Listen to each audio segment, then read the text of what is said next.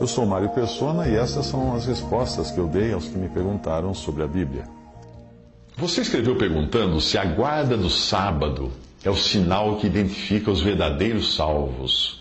E a confusão toda no seu pensamento aconteceu depois de ler um texto em um site dizendo que o cristão precisa do selo do Espírito Santo e do sinal da guarda do sábado para ter a segurança da salvação. Ali, o autor do texto dá asas à imaginação e coloca a guarda do sábado como sendo um selo ou sinal, e coloca isso num patamar de importância acima até do selo do Espírito Santo, com o qual é selado todo aquele que crê no Senhor Jesus. Nesse site, o autor diz: o Espírito Santo é um dos selos de Deus, mas não é o sinal de Deus. Enquanto que o Espírito Santo é o selo que identifica quem aceitou a Jesus como Salvador, o sábado é o selo e sinal que identifica quem permanecerá fiel ao Salvador no desfecho final do conflito entre o bem e o mal. Eu nem preciso entrar em detalhes doutrinários para refutar o que o autor do texto está afirmando. Basta verificar a validade da fonte. Quando você vai beber uma garrafa, alguma coisa de uma garrafa, você lê o rótulo antes, né, para saber a origem disso. E hoje é obrigatório até colocar em rótulos de alimentos e de bebidas o que compõe aquilo, qual a fórmula daquilo. Vamos ver qual é a fórmula, o rótulo desse texto que deixou você confusa. É um texto do Adventismo do sétimo dia. Considerando que o Adventismo do sétimo dia, que é a religião ao qual pertence a pessoa que escreveu aquele texto, considerando que essa religião teve a sua doutrina ensinada por uma mulher chamada Ellen White, e considerando que a Bíblia proíbe que a mulher ensine, o melhor mesmo é descartar de vez tudo o que lê vindo dessa fonte, da fonte adventista.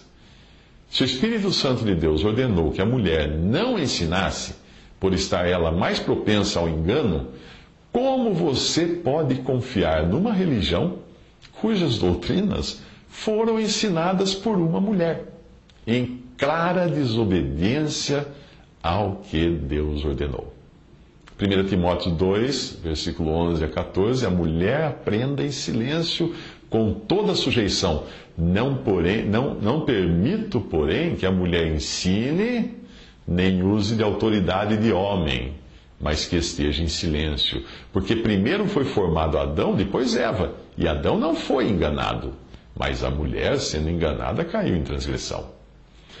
Além disso, se você prestar atenção nos textos que o autor citou para embasar a sua teoria, verá que eles não foram endereçados à igreja, eles foram endereçados a Israel. Êxodo 31, 13 a 14. Tu, pois, fala aos filhos de Israel, dizendo: certamente guardareis meus sábados, porquanto isso é um sinal entre mim e vós nas vossas gerações, para que saibais que eu sou o Senhor que vos santifica. Portanto, guardareis o sábado, porque santo é para vós. Aquele que o profanar certamente morrerá, porque qualquer que nele fizer alguma obra, aquela alma será eliminada do meio do meu povo, do seu povo. O autor do texto omitiu o versículo 14, que eu incluí nesta passagem, para mostrar que a pena para a transgressão da guarda do sábado era a morte por apedrejamento. Será que dentro dessa religião eles matam aqueles que não guardam o sábado? Êxodo 31, 17. Entre mim e os filhos de Israel será um sinal para sempre, porque em 6 dias fez o Senhor os céus e a terra, e ao 7º dia descansou e restaurou-se. Entre mim e os filhos de Israel. Ezequiel 20, 20. E santificai os meus sábados, e servirão de Senhor entre mim, servirão de sinal entre mim e vós, Israel, para que saibais que eu sou o Senhor vosso Deus. Como o autor também tirou este último versículo do seu contexto, é bom verificar a quem foram ditas essas palavras.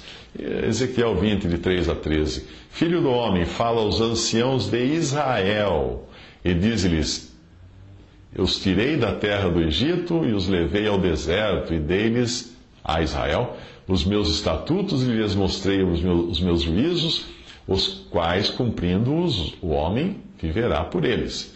E também lhes dei, a quem? A Israel, os meus sábados, para que servissem de sinal entre mim e eles, para que soubessem que eu sou o Senhor que os santifica. Mas a casa de Israel se rebelou contra mim no deserto, não andando nos meus estatutos e rejeitando os meus juízos, os quais, cumprindo-os, o homem viverá por eles. E profanaram grandemente os meus sábados, e eu disse que derramaria sobre eles o meu furor no deserto para os consumir. As religiões geralmente são construídas em cima de afirmações tiradas do contexto. E não é diferente com esta. Ao tentar transplantar a guarda do sábado, uma ordenança tipicamente judaica, ao tentar transportar isso ou transplantar isso para o cristianismo, uma coisa ficou faltando na ordem, então, na ordenança, no mandamento. Ficou faltando a pena de morte para quem não guardar o sábado. O que, evidentemente, deixa a coisa toda surreal.